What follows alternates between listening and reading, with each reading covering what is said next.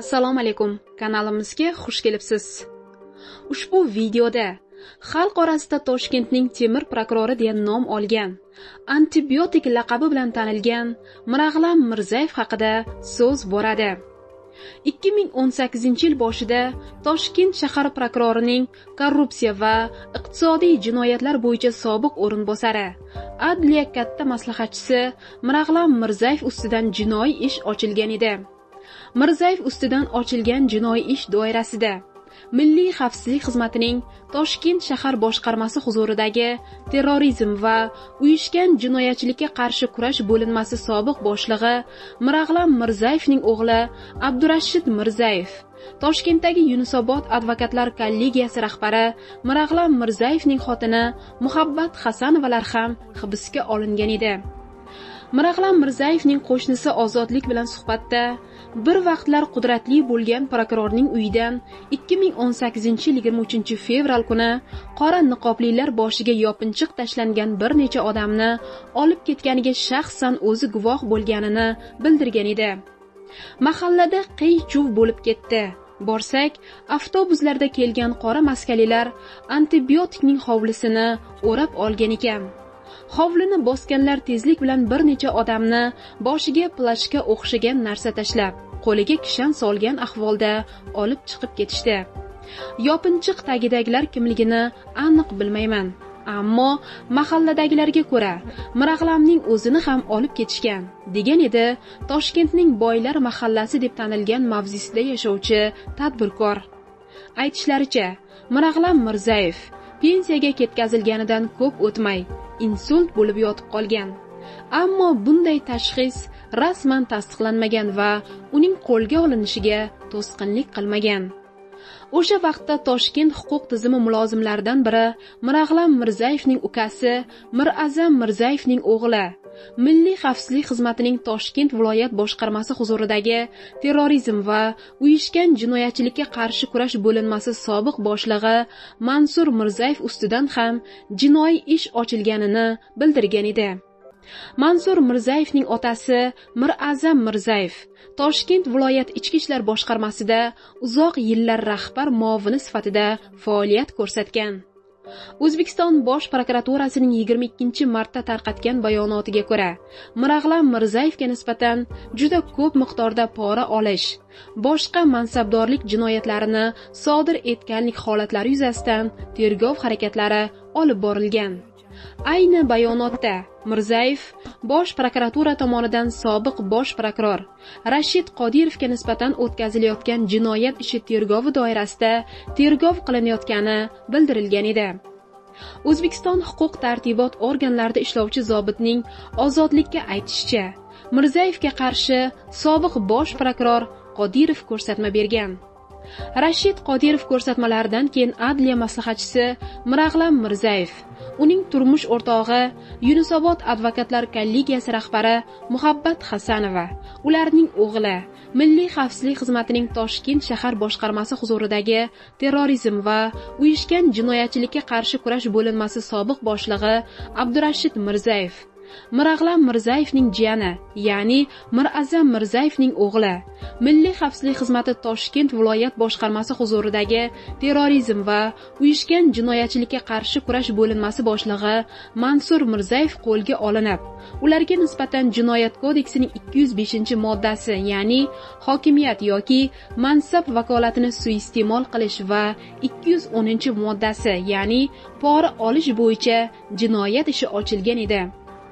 Qodirov ishi doirasida ayni 23-fevral kuni bosh prokurorning sobiq o'rinbosari 45 yashar adliya polkovnigi Ulug'bek Sunnatov, Prezident Karimovning davlat maslahatchisi, Toshkent viloyatining sobiq prokurori, adliya katta maslahatchisi Jamshid Fayziyev kabi bir necha sobiq mulozim ham qo'lga olingan va tergovga tortilgan edi. Mirag'lam Mirzayevning o'g'li Abdurashid va jiyani Mansur Mirzayevlar Respublika harbiy prokuraturasi so'roviga ko'ra ehtiyot chorasi sifatida hibsga olingan.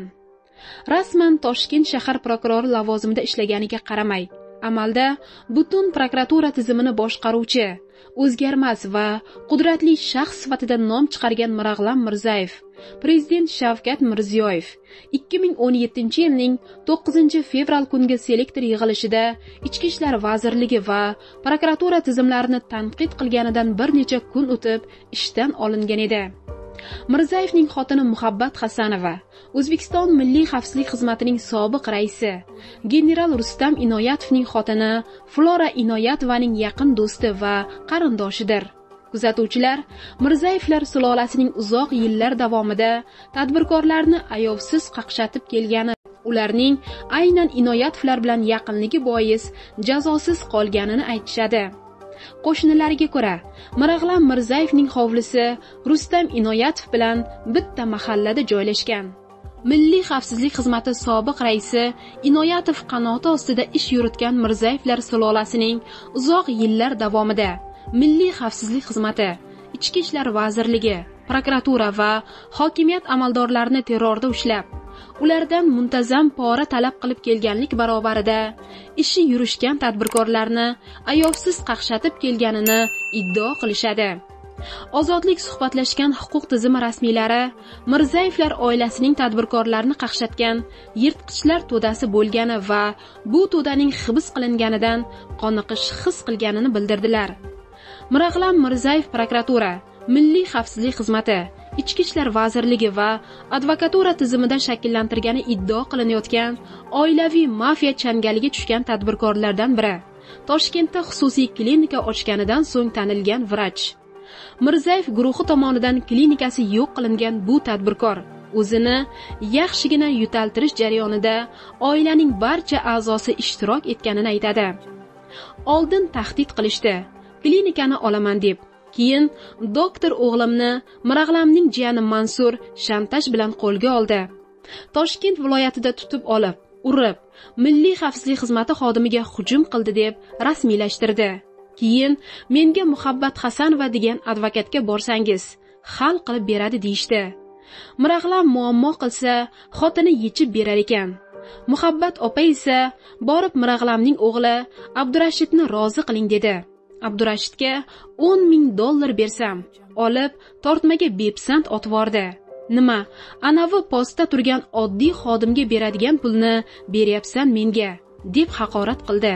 Bilsam, Muhabbat opaning eshigidan xatlash $50,000 dan boshlanar ekan. Bor yo'g'imni sotib, ularga bersam ham, pulimni ham olishdi, o'g'limni ham qamatishdi, degan edi shaxsi ochiqlanishini istamagan tadbirkor. 2019 yil 26 iyun kuni jinoyat ishlari bo'yicha Toshkent shahar sudi, Yunusobod tuman sudi binosida O'zbekiston Respublikasining sobiq bosh prokurori Rashid Qodirov va boshqalar jami 13 nafar shaxsga nisbatan jinoyat ishi bo'yicha ayblov hukmi e'lon qilindi. Sudning hukmi bilan aybli deb topilgan jinoyatlari uchun Milliy xavfsizlik xizmatining Toshkent shahar boshqarmasi huzuridagi terrorizm va uyushgan jinoyatchilikka qarshi kurash bo'linmasi sobiq boshlig'i Abdurashid Mirzayev 15 yilga ozodlikdan mahrum etildi. Toshkent shahar prokurorining sobiq birinchi o'rinbosari Mirag'lam Mirzayev, uning rafiqasi Muhabbat Hasanova, Mirzayevning jiyani Mansur Mirzayev ham qilgan qilmishlariga yarasha qonun doirasida jazolar tayinlanib, ularning barchasi qo'shimcha jazo tariqasida muayyan muddatga mansabdorlik va moddiy javobgarlik bilan bog'liq bo'lgan lavozimlarda ishlash huquqidan mahrum qilindi. Bundan tashqari, sud og'ir va o'ta og'ir jinoyatlar uchun sudlangan Mirag'lam Mirzayev, Abdurashid Mirzayevni maxsus unvon va davlat mukofotlaridan mahrum qilish haqida taqdimnoma kiritishga qaror qildi.